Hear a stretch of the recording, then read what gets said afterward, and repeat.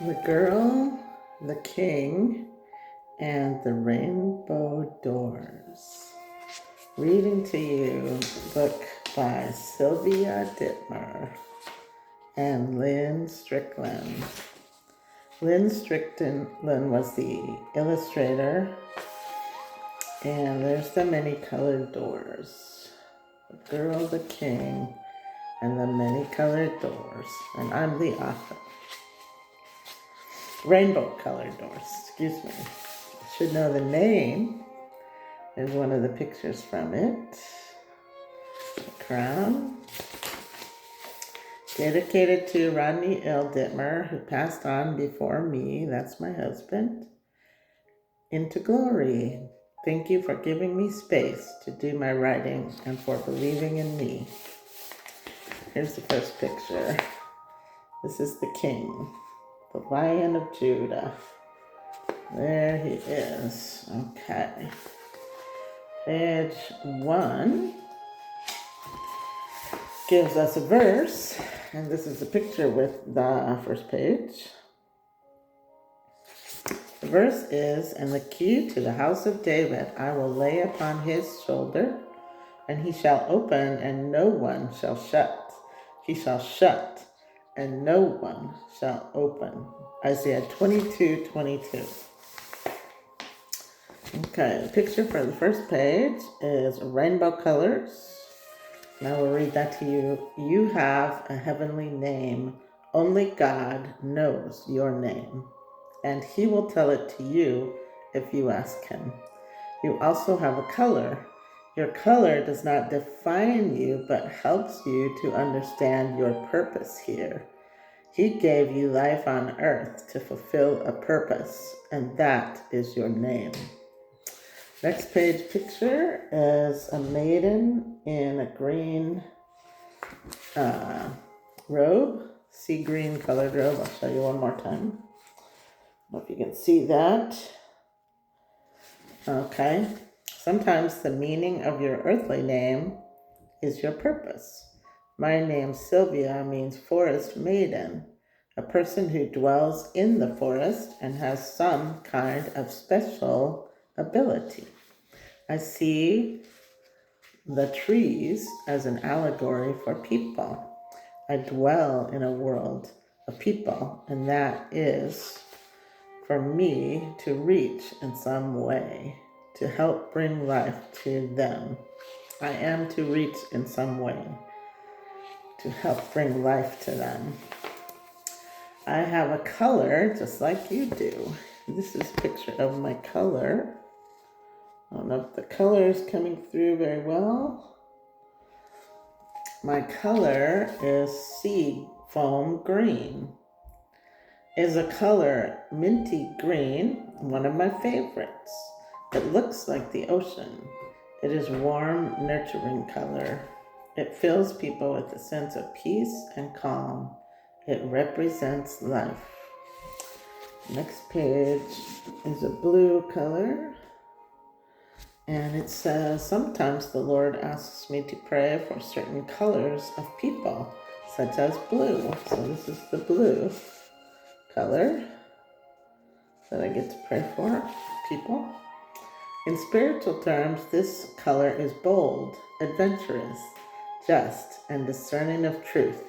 It represents courage and to explore, to go and explore places others might not go.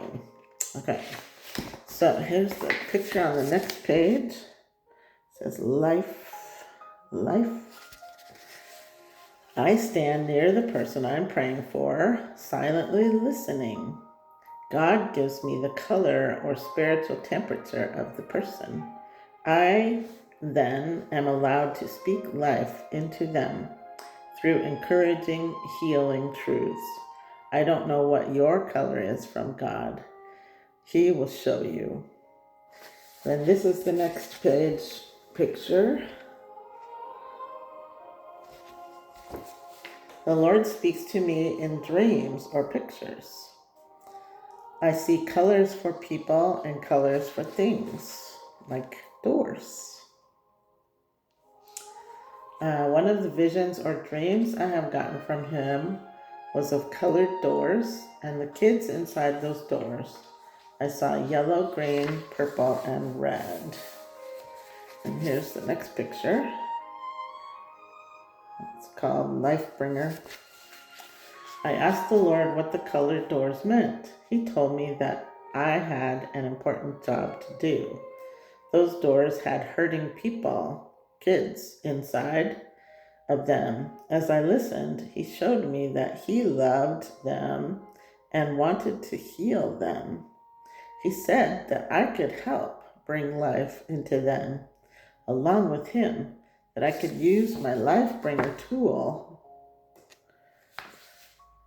he had given to me. Next page is the colored doors again, the many, many colored doors. If you can see that. There you go, and there's a fountain in the middle. It's like a courtyard, but the fountain doesn't work right now.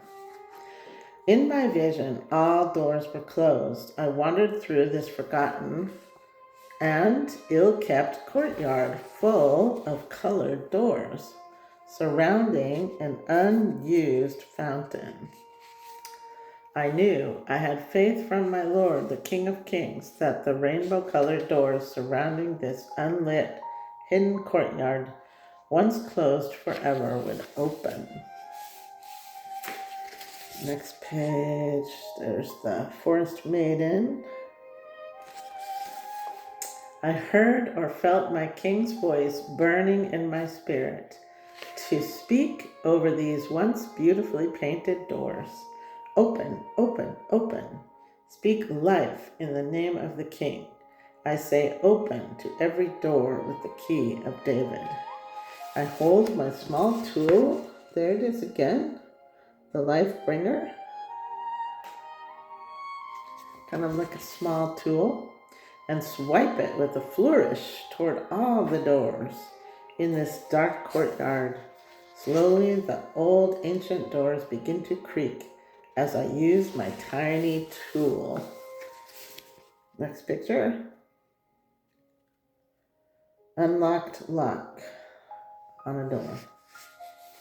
I touch the hardened locks. Here a creak, there a creak. Next picture.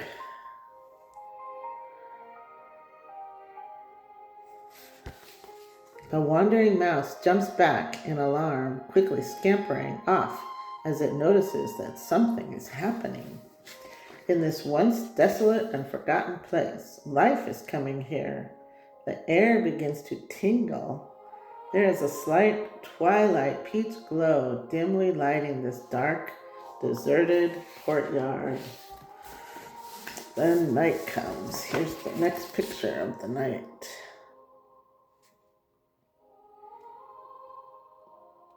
With the moon. Moonshine seeps through the night into this once forgotten place. The silence is broken then, as ever so slowly, taking hours, the slight creaking of the doors begins. A strange creaking sound fills the air as something once sealed opens. First one, then another. Well, that's the first half of the book.